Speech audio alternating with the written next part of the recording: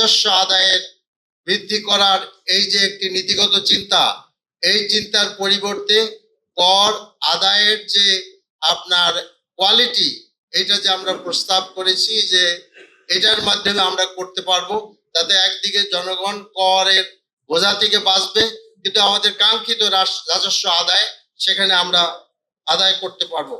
Lily premium gold soap 24 carat gold ও multivitamin সমৃদ্ধ, যা ডার্ক স্পট দূর করে বাড়িয়ে তোলে স্কিনের দীপ্তিময় উজ্জ্বলতা। প্রিয় দেশবাসী, জামাত ইসলামী প্রস্তাবিত কিছু সিগনেচার প্রকল্প আছে।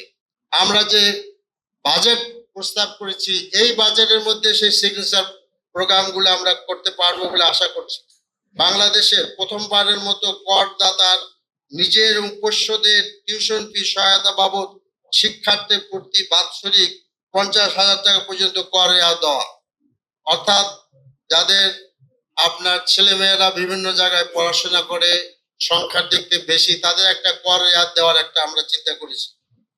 আবারও প্রথমবারের মতো করদাতা পোষ্যদের পরিবারের সকল সদস্য মাথা পিছু বার্ষিক 50,000 টাকা পরিমাণ দেওয়া, অর্থাৎ আপনার পরিবারের সদস্য সংখ্যা 5 জন হলে আপনার সর্বনিম্ন কর পোষ্য আয় 4,50,000 প্লাস 2,50,000, অর্থাৎ 70 লাখ টাকা।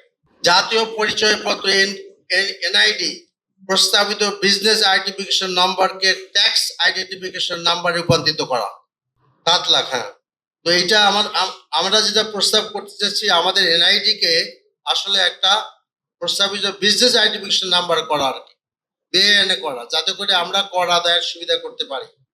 এরপরে আপনার স্মার্ট সোশ্যাল সিকিউরিটি নাম্বার প্রবর্তন করা, ন্যূনতম করযোগ্য আয় 4,50,000 টাকা, যা পর্যায়ক্রমে 6,000 টাকা উন্নীত করা হবে, 6 লাখ টাকা উন্নীত করা হবে।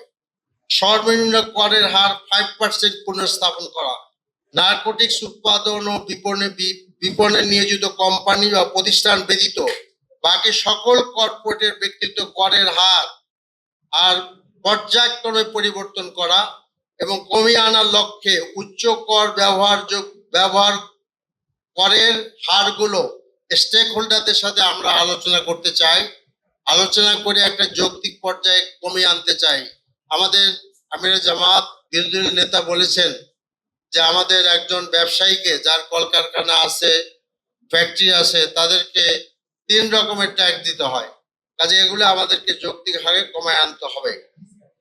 এরপরে আমরা সন্তান সম্ভাবনা সকল মায়ের জন্য মাতৃকালীন 2 বছর বিনামূল্যে প্রাথমিক স্বাস্থ্য সেবা দিতে চাচ্ছি।